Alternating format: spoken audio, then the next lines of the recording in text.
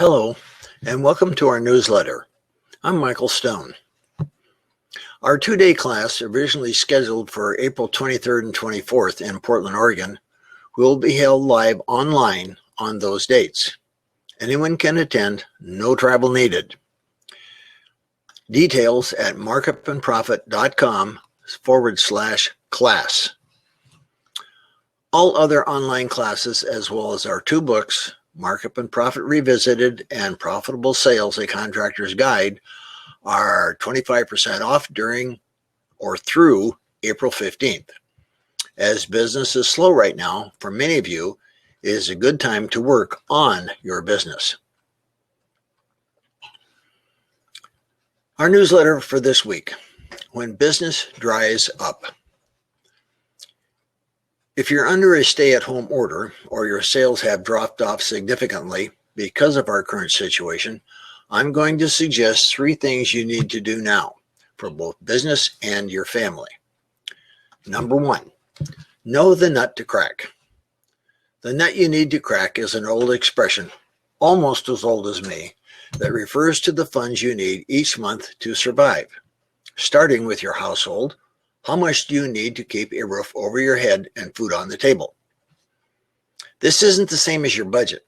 A budget assumes a steady income and includes niceties like entertainment or travel or private school for the kids. If you aren't able to sell, build, or collect on jobs, forget the niceties. Figure out the necessities. How much do you need to cover food, housing, utilities, and medical expenses? Now look at your business. How much do you need to bring in every month to keep your doors open? If you don't have any revenue, or if revenue is drastically reduced, what do you need to keep your business alive until we get past this spell? Knowing the absolute minimum you need to keep both your business and your family solvent will give you peace of mind. If you don't have enough coming in to crack that nut, look realistically at your family and business savings so you know how long you can hold on without getting desperate. If you need to do something to bring money in the door, you'll know how much you need to earn. Number 2, negotiate your debt. Do you have any debt? If you have a line of credit, a mortgage, or a supplier credit card debt that you're not sure, try that again. If you have a line of credit, a mortgage, or supplier or credit card debt that you're not sure you can pay, contact them now. They might be willing to defer payments and even interest for a period of time, but you won't know unless you ask. It's better to ask and show that you care about the debt than to skip payments and pretend it doesn't exist. Your debt won't go away. Now, if you owe money to a subcontractor for work they've already performed, that's different. When you owe someone who is down the food chain from you, you're putting their business and their family at risk. They don't have the deep pockets a bank or even a supplier might have to get by. Don't ignore them or block their calls. Communicate and beg or borrow the money, whatever you need to pay them. It's not pretty, but the way you treat them now, when everyone is hurting, will be remembered when life returns to whatever normal will be. Someday we'll talk about payment schedules on contracts and the importance of setting aside funds for a time like this. This isn't the day. Right now, negotiate your debt. Number 3,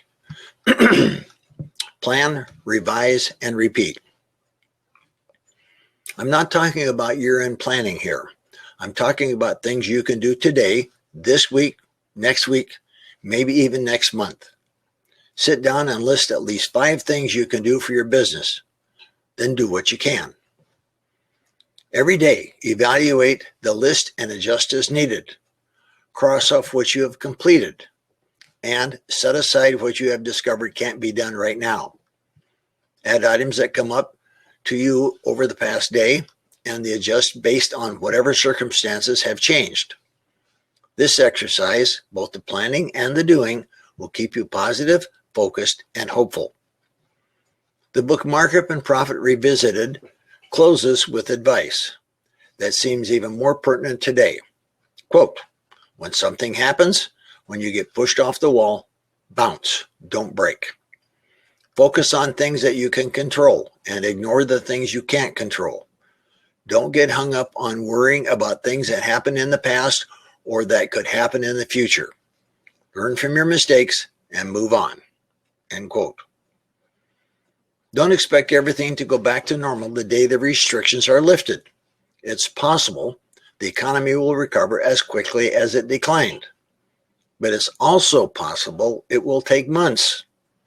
So take this time to figure out where you stand financially, to do what you can to defer debt, and keep planning.